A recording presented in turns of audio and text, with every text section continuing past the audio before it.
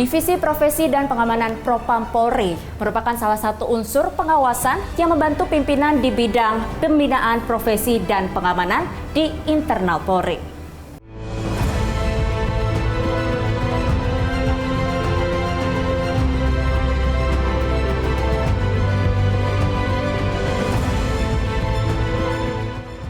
Diperlukannya optimalisasi peran Propam dalam rangka mewujudkan Polri yang presisi sebagai salah satu upaya pengawasan, sebagaimana tertuang dalam program prioritas Kapolri. Divisi Propam Polri melakukan upaya penelitian penyebab meningkatnya pelanggaran anggota Polri di lapangan. Untuk itu, Kadif Propam Polri, Irjen Pol Verdi Sambo, mengusulkan kepada Kapolri untuk menambah kewenangan, sehingga tidak hanya melakukan pemeriksaan pada pelanggaran etika dan disiplin, tapi juga melakukan penegakan hukum atas dugaan tindak pidana yang dilakukan anggota Polri.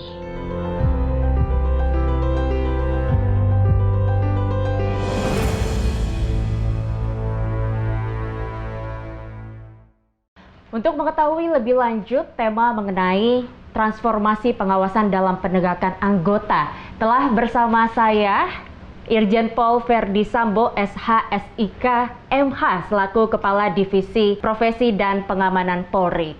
Halo Pak Sambo, gimana kabarnya Pak?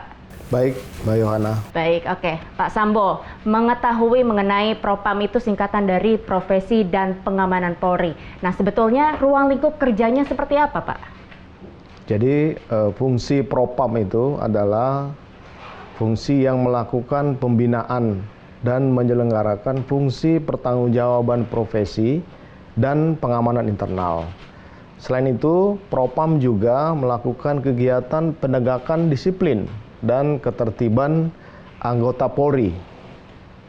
Juga melakukan menerima pelayanan terkait dengan pengaduan masyarakat yang berhubungan dengan perilaku anggota Polri yang terjadi di masyarakat.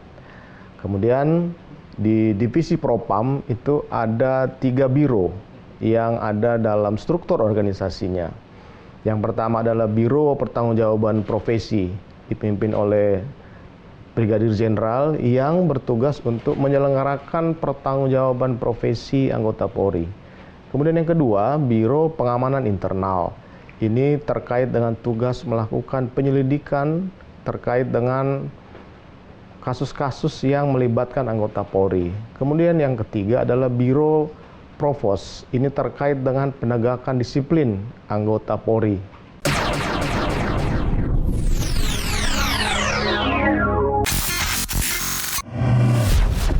Oke, lalu Pak, ini kita sudah memasuki tahun 2022. Sejauh ini kira-kira apa saja yang menjadi tantangan bagi Divisi Propam Polri sendiri khususnya dalam hal pengawasan?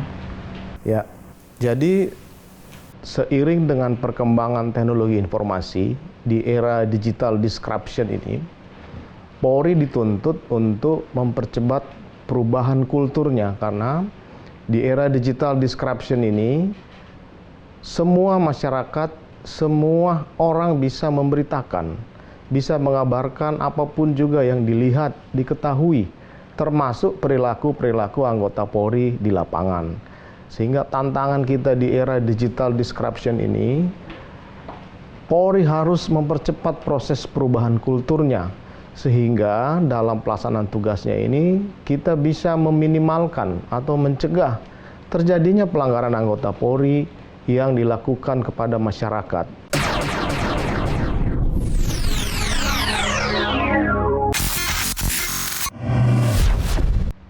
Oke, bukannya ini justru memudahkan untuk anggota Polri gitu ya Pak, untuk melihat kira-kira polisi yang benar seperti apa, yang salah tuh seperti apa begitu Pak, untuk penegakan lebih lanjut ke depannya ini Pak. Kalau di fungsi Propam sendiri, kita kan bertanggung jawab untuk bagaimana pertanggungjawaban profesi dan kedisiplinan anggota itu bisa maksimal. Dengan perkembangan era digital disruption ini, kita dalam tubuh institusi Polri harus melakukan upaya-upaya pencegahan dan mitigasi, sehingga perilaku-perilaku anggota Polri yang menyakiti hati masyarakat, kemudian tidak memberikan pelayanan yang terbaik kepada masyarakat ini bisa kita mitigasi sejak awal. Karena seperti kita ketahui bahwa masih banyak anggota-anggota kita yang sudah berjibaku, khususnya di 2 tahun terakhir masa pandemi COVID ini. Karena setitik nila rusak susu sebelanga. Karena kesalahan-kesalahan kecil dari anggota di lapangan ini kemudian berdampak pada institusi.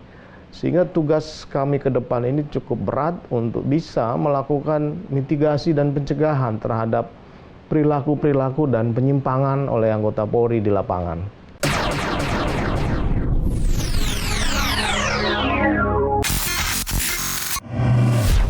Baik. Nah, sejauh ini Pak Sambo, apakah ada hal yang diusulkan oleh Kapolri, ada tugas tambahan nggak sih Pak kepada Divisi Propam ini sendiri? Ya, kemarin dalam beberapa kegiatan kami mencoba memberikan usulan kepada Bapak Kapolri, selain melakukan upaya pertanggungjawaban profesi dan penegakan disiplin, kita juga mengusulkan untuk Propam ini bisa menangani pelanggaran pidana oleh anggota Polri. Ini terkait dengan untuk membantu mempercepat proses penyelesaian kasus-kasus pidana yang dilakukan oleh anggota Polri. Karena kita ketahui bersama bahwa laporan pidana yang ditangani oleh fungsi reskrim ini sudah cukup banyak. Nah, sehingga untuk menjamin netralitas, kepastian hukum terhadap masyarakat yang melaporkan tindak pidana yang dilakukan oleh anggota Polri ini, bisa kita percepat prosesnya di fungsi Propam ini. Mudah-mudahan ini sedang berproses karena ini harus mengusulkan merubah STOK dari Divisi Propam.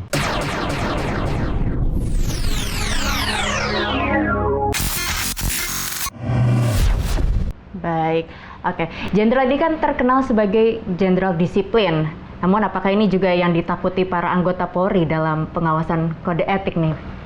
Jadi sebenarnya setiap anggota Polri terlahir itu sudah harus bisa menjaga disiplin, bukan hanya saya. Karena aturan-aturan yang menjadi landasan etik dan disiplin ini harus dimiliki oleh anggota sejak terlahir menjadi anggota Polri. Sebagaimana disampaikan oleh Bapak Presiden dan Bapak Kapolri bahwa kedisiplinan nasional ini harus dimulai dari TNI Polri. Sehingga terkait dengan penegakan disiplin, penegakan kode etik ini harus kita lakukan secara keras dan tegas terhadap anggota-anggota yang melakukan pelanggaran. Di beberapa kesempatan saya menyampaikan bahwa kita harus memulai dari hal-hal yang kecil yang harus dikoreksi, harus diperbaiki oleh anggota ini, mulai dari sikap tampang, kemudian penampilan, disiplin waktu, disiplin dalam berbuat, dan disiplin dalam bekerja. Kalau ini hal-hal kecil ini bisa dilakukan oleh seluruh anggota Polri, maka saya yakin hal-hal besar untuk memberikan pelayanan kepada masyarakat ini juga akan bisa dilakukan secara maksimal oleh anggota-anggota kita di lapangan.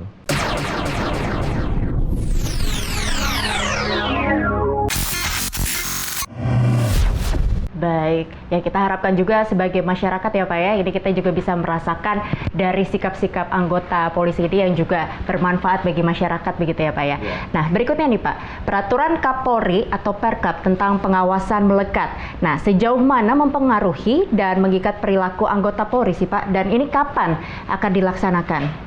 Jadi Perkap 2 2002 telah ditandatangani oleh Bapak Kapolri pada tanggal 16 Maret 2022. Ini diawali dari penugasan saya selaku Kadif Propam melakukan penelitian untuk mengetahui faktor-faktor apa saja sih yang menyebabkan terjadinya pelanggaran anggota. Karena dengan penelitian menggunakan research yang dilakukan oleh Akademi dan Puslitbang Polri, nah ini diharapkan nanti bisa kita lakukan upaya mitigasi yang tepat. Nah dari penelitian dengan metode kualitatif dan kuantitatif itu kemudian didapatlah 2 faktor. Yang pertama faktor individu, yang kedua faktor organisasi. Nah dari faktor individu ini ada 3 faktor yang menyebab terjadinya pelanggaran anggota. Faktor ideologi, kemudian faktor spiritual, dan faktor komunitas. Untuk faktor-faktor organisasi itu terkait dengan budaya kerja, kemudian sosialisasi, indikator kinerja, dan infrastruktur. Nah, Dari situ kemudian hasil penelitian itu menyebutkan bahwa faktor individu ini memegang peranan penting.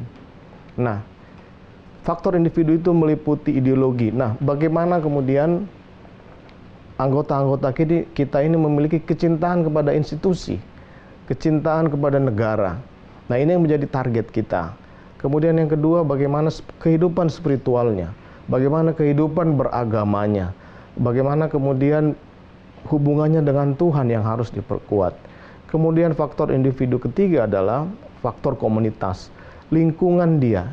3 faktor individu ini sangat mempengaruhi dalam terjadinya pelanggaran anggota Polri. Nah, siapa yang harus melakukan pengawasan terhadap kegiatan terkait dengan ideologinya, spiritualnya, dan komunitasnya? Ini adalah atasan langsung. Atasan langsung ini yang melakukan pengawasan melekat. Nah, perkap pengawasan melekat ini diterbitkan dalam rangka mencegah dan memitigasi terjadinya pelanggaran anggota. Kalau kuat pengawasan, maka kita yakin bahwa anggota-anggota kita akan selalu melaksanakan tugas dengan baik. Seperti kita ketahui, sistem pengawasan di Polri ini ada 4. Pengawas internal, itu kami, Itwasum Polri, dan Biro Wasidik di tingkat Mabes. Ada pengawas eksternal, itu lembaga-lembaga yang dibentuk oleh pemerintah untuk melakukan pengawasan terhadap institusi Polri, seperti Komnas HAM, Kompolnas, kemudian Ombudsman. Yang ketiga adalah pengawasan oleh masyarakat. Ini melalui media sosial, ataupun masyarakat itu sendiri yang melakukan pengawasan terhadap kinerja Polri. Nah, yang terakhir adalah pengawasan melekat. Nah, pengawasan melekat ini adalah pengawasan yang dilakukan oleh atasan langsung. Kenapa pengawasan melekat ini memegang peranan yang sangat penting? Karena mereka lah yang sehari-harinya berada dan bersama-sama dengan anggota. Kalau atasan-atasan langsung ini mengontrol dengan maksimal, mendekatkan anggota ini kepada kecintaan kepada organisasi, mendekatkan anggota ini kepada penciptanya, kemudian bisa melakukan pengawasan terhadap komunitas-komunitas yang kemungkinan akan berdampak pada terjadinya pelanggaran anggota, ini pasti akan dilakukan secara maksimal, sehingga mitigasi pencegahan ini memang mutlak dilakukan oleh atasan langsung. Dalam hal ini sistem pengawasan melekat. Nah, sejak ditandatanganinya Perkap 2/2022 ini, maka seluruh atasan langsung terhadap anggota-anggota ini wajib bertanggung jawab terhadap perilaku menyimpang anggotanya. Ini kita buat dalam rangka mencegah. Tapi kalau misalnya memang tetap terjadi, maka atasan-atasan langsung ini bisa kita kenakan pelanggaran kode etik apabila ada anggotanya yang melakukan pelanggaran. Jadi ini dibuat untuk memaksimalkan upaya-upaya mitigasi dan pencegahan terhadap pelanggaran-pelanggaran anggota yang terus terjadi.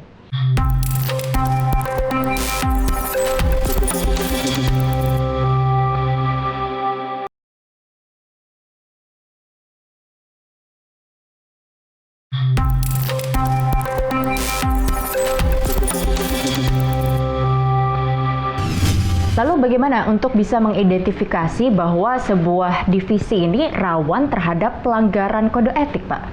Jadi dalam Perkap 14/2011 itu ada 4 etika yang diatur, mulai dari etika kenegaraan, etika kemasyarakatan, etika kepribadian, dan etika kelembagaan. Nah, setiap satuan kerja ini harus melaksanakan apa-apa yang masuk dalam 4 etika ini. Kemudian ada juga dalam perkap tersebut hal-hal yang dilarang oleh anggota. Nah, dari 4 etika inilah kemudian kita akan bisa lihat apakah ada pelanggaran-pelanggaran yang dilakukan oleh anggota dalam proses melaksanakan tugas yang dilakukan oleh anggota di lapangan. Jadi acuan kita adalah Perkap 14/2011, di situ ada 4 etika yang harus dilaksanakan oleh anggota. Ada hal-hal yang dilarang dan ada hal-hal yang tidak dibolehkan oleh anggota dalam melaksanakan tugas.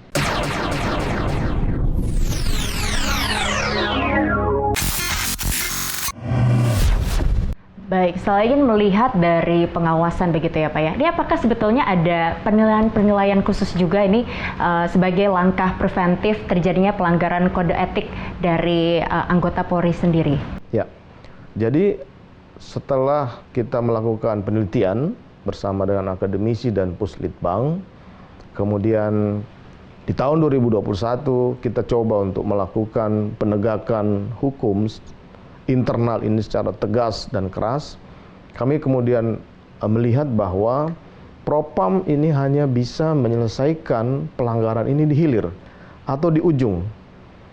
Nah, di tahun 2022 ini kami coba untuk bersinergi dengan satuan kerja lain. Jadi kita selesaikan pelanggaran anggota ini bukan hanya di hilir atau di dalam pelaksanaan tugas saja, tapi kita mulai dari proses rekrutmen. Kemarin dalam beberapa rakernis dengan satuan kerja lain kami sampaikan dan kami gelorakan kita harus bersinergi. Seperti contoh, dalam rekrutmen anggota Polri.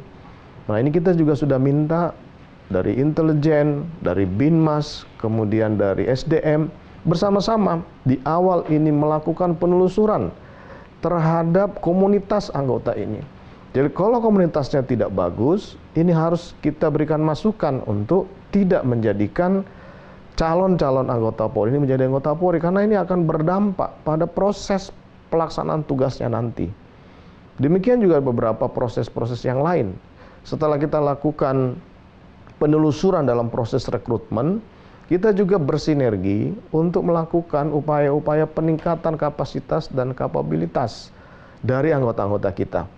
Dari hasil komunikasi kami dengan internal affair di beberapa negara, ada hal yang menarik sebenarnya dari minimnya pelanggaran yang dilakukan oleh anggota-anggota polisi di luar negeri.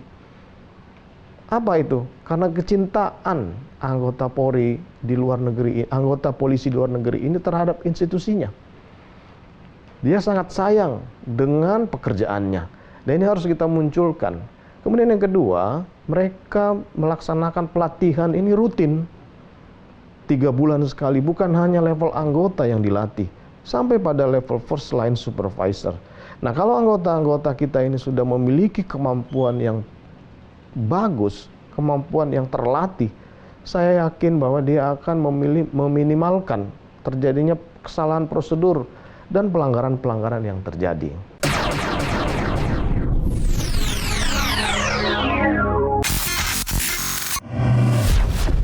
Baik, nah mengingat pelanggaran nih Pak, di data pada tahun 2021 ini menunjukkan adanya peningkatan kasus pelanggaran kode etik KEPP. Nah, ini bagaimana nih Pak melihat situasi tersebut? Jadi begini, mungkin saya koreksi, untuk pelanggaran kode etik profesi mengalami penurunan, kurang lebih 21%. Nah, yang meningkat ini pelanggaran disiplin, kurang lebih 6,9%. Nah, ini terus kita maksimalkan untuk melakukan mitigasi dan pencegahan. Perlu menjadi catatan bahwa kalau dibandingkan dengan jumlah personil Polri keseluruhan, kurang lebih 450.000 lebih, dengan yang melanggar ini hanya 1,1%. Hanya 1,1% dari seluruh jumlah anggota Polri ini. Nah, ini yang kemudian menjadi tantangan buat Divisi Propam untuk melakukan upaya-upaya maksimal untuk mencegah terjadinya pelanggaran anggota. Karena lebih banyak anggota-anggota kita yang berprestasi, bekerja baik, mempertaruhkan nyawa, hilang waktu dan tenaga. Hanya karena 1,1% ini kemudian membuat citra institusi Polri ini menjadi jatuh.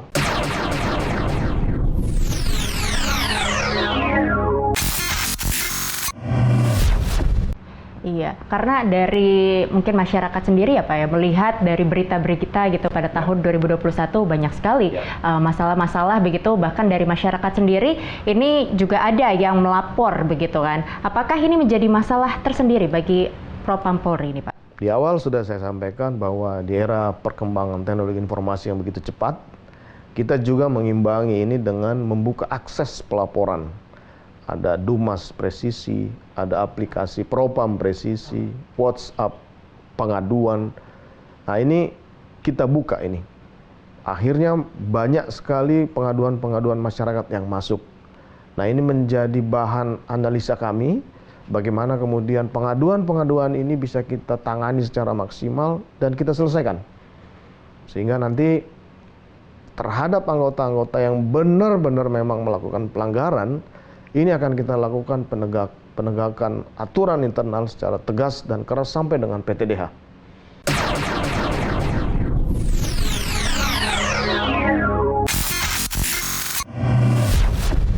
Baik, lalu bagaimana untuk dari Divisi Propam ini melakukan pembinaan dan juga sosialisasi kepada anggota Polri ini, Pak?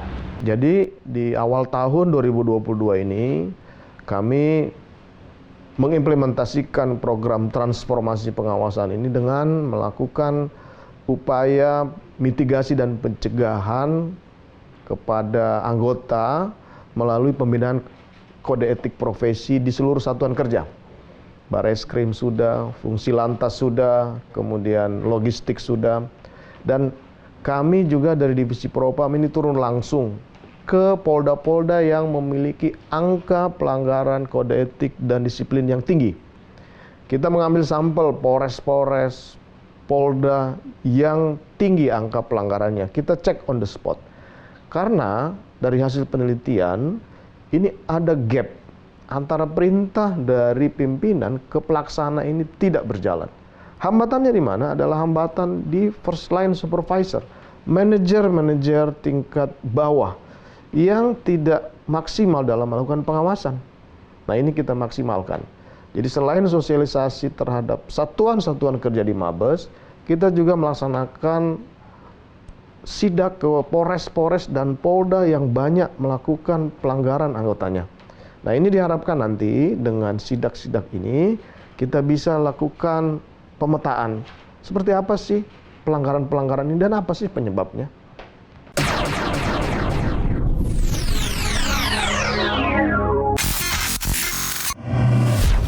Sejauh ini apa saja, Pak, yang sudah Bapak lihat pelanggaran-pelanggaran paling banyak ini? Ya, jadi dari hasil pelaksanaan mitigasi dan pencegahan ini kami lihat bahwa ada hal-hal kecil yang tidak dilakukan oleh manajer-manajer tingkat bawah ini. Mulai dari penyusunan rencana kegiatan, pengorganisasian pelaksanaan tugas, kemudian pelaksanaannya tidak dicek, sampai dengan analisa evaluasi. Di beberapa polda saya sampaikan bahwa kita harus mulai dari hal-hal kecil untuk melakukan perubahan yang besar. Jadi kami sudah mengambil contoh di Divisi Propam. Seluruh biro, seluruh bagian, saya pastikan untuk menyusun rencana kegiatan secara akurat dan aktual sesuai dengan yang direncanakan, yang pada muaranya nanti ini bisa memaksimalkan tujuan program presisi dari Bapak Kapolri ini.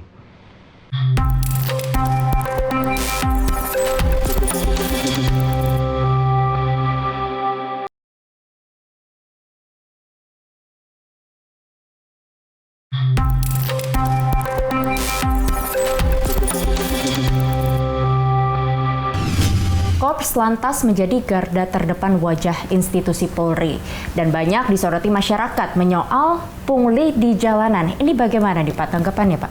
Kita juga sudah sama-sama mengetahui bahwa Korps Lalu Lintas ini adalah garda terdepan citra Polri karena langsung berhubungan dengan masyarakat. Kami sudah melakukan pembinaan etika profesi di Korlantas, dan kami juga sudah hadir pada saat pelaksanaan Rakernis Korlantas. Kami tekankan bahwa hal-hal yang menjadi perhatian masyarakat adalah terkait dengan pelayanan. Nah, pelayanan ini harus dilakukan secara maksimal. Karena banyaknya anggota dalam fungsi lantas ini, kami kemarin komunikasi dengan Bapak Kakor Lantas Polri untuk bisa membuat terobosan dengan membentuk kepala bagian propam di fungsi lalu lintas ini. Karena fungsi lalu lintas ini cukup banyak jumlahnya, sehingga nanti bisa membantu kami dalam menegakkan disiplin dan melakukan pengawasan terhadap anggota-anggota lantas kita di lapangan dengan adanya fungsi propam di Korps Lantas ini diharapkan nanti upaya pencegahan ini bisa kita lakukan maksimal. Karena seperti kita ketahui, masalah pungli ini dari dulu sudah ada, sampai sekarang juga ada. Kemarin di Rakor Lantas Polri saya sampaikan bahwa kita harus melakukan perubahan lah. Kita harus melakukan upaya-upaya untuk mencegah jangan sampai terjadi pelanggaran anggota yang karena oleh 1-2 orang kemudian menyebabkan citra institusi Polri ini menjadi jatuh. Ini kita sudah sampaikan untuk bersinergi dengan Bapak Kakor Lantas Polri dan first line supervisor untuk melakukan pengawasan secara ketat dan keras terhadap anggota-anggota yang berdinas di lalu lintas.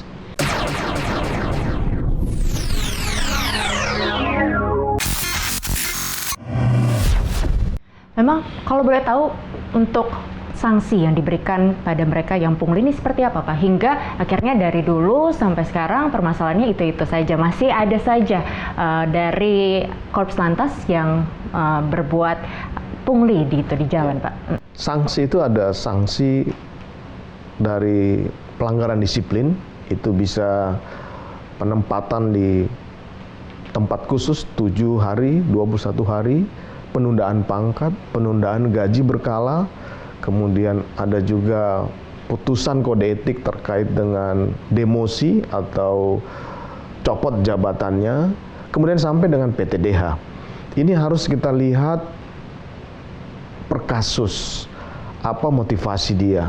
Tapi terhadap perkara-perkara yang memang sudah dilakukan secara sengaja, ini bisa kita maksimalkan dengan penegakan aturan kode etik melalui demosi atau tidak menempatkan lagi yang bersangkutan di fungsi lalu lintas atau fungsi-fungsi operasional dan bahkan sampai dengan PTDH. Kami sudah memberikan contoh bahwa di tahun 2022 ini sudah kurang lebih 43 orang anggota Polri yang kita PTDH atau kita berhentikan tidak dengan hormat terkait dengan kasus-kasus tindak pidana, kemudian kasus-kasus asusila, dan beberapa kasus yang memang menurunkan citra dan wibawa institusi kita.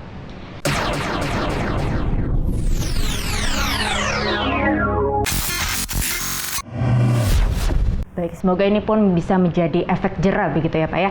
Lalu berikutnya Pak, di era dunia digital 4.0, banyak pula anggota Polri yang bermedia sosial. Nah, sebetulnya bagaimana nih Pak pengaturan soal ini terkait citra institusi? Jadi Telegram Bapak Kapolri sudah menegaskan untuk dipedomani oleh seluruh anggota Polri bahwa ada 7 poin dari Telegram Bapak Kapolri tersebut terkait dengan penggunaan media sosial.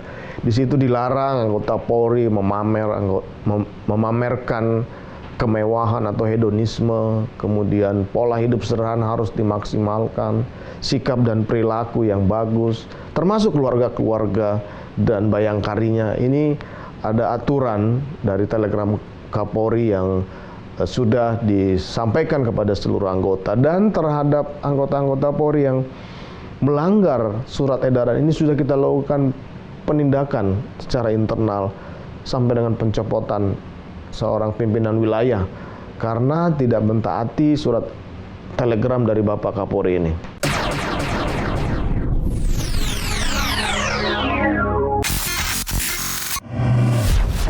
Baik, nah di saat yang bersamaan nih Pak, masyarakat juga sangat aktif untuk merekam video yang menyoal pelanggaran anggota Polri hingga kemudian viral.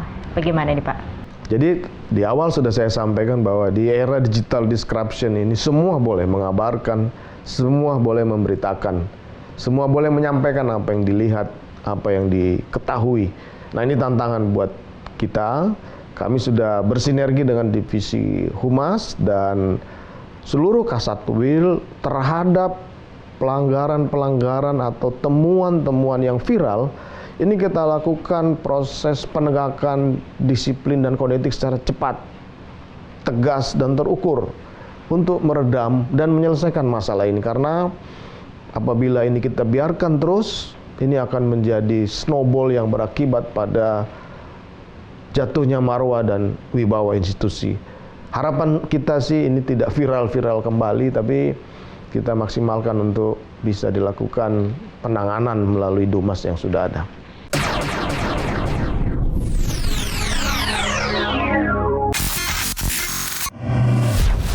Tapi kalau misalnya ternyata masyarakat video dan nggak viral, tapi ada pelanggaran kode etik di sana, ini apakah artinya dari anggota Polri tidak perlu untuk cepat-cepat begitu Pak untuk memecahkan masalah tersebut begitu? Jadi salah satu terobosan yang kita buat di Divisi Propam dan Bid Propam Polda Jajaran dengan perkembangan era digital disruption ini, ada patroli cyber yang dilakukan oleh Divisi Propam Mabes Polri dan Bid Propam Polda Jajaran. Jadi sebenarnya lebih banyak yang kita lakukan penindakan secara cepat terhadap perilaku-perilaku anggota yang viral. Jadi sebelum viral sebenarnya sudah banyak yang kita lakukan penindakan, sehingga harapan kami kepada seluruh masyarakat bahwa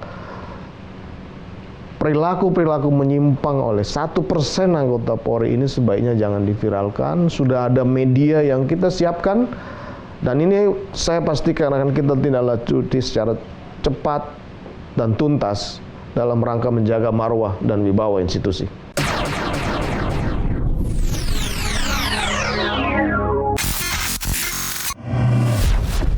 Baik, lalu untuk kembali nih Pak, himbauan kepada anggota Polri dan juga sekaligus masyarakat dalam melaporkan anggota Polri yang melakukan pelanggaran seperti apa? Ya, tadi kami sudah sampaikan bahwa di era teknologi informasi ini kami sudah membuka akses pelaporan, bisa melalui WhatsApp pengaduan Divisi Propam atau Bid Propam Polda Jajaran, ada aplikasi di iOS dan Android sudah bisa juga datang langsung di Bakyanduan di Mabes Polri maupun di Polda Jajaran, dan juga bisa langsung ke WhatsApp saya yang sudah saya sampaikan kepada seluruh masyarakat. Harapan kami ini tidak diviralkan, tapi kita akan maksimalkan untuk menegakkan aturan ini secara internal sehingga marwah dan wibawa institusi terus kita bisa pertahankan. Baik, terima kasih Pak Sambo atas waktunya. Demikian bincang dengan Irjen Pol Verdi Sambo, SH, SIK, MH, selaku Kepala Divisi Profesi dan Pengamanan Polri. Saksikan Bintang Bicara di episode selanjutnya. Salam presisi.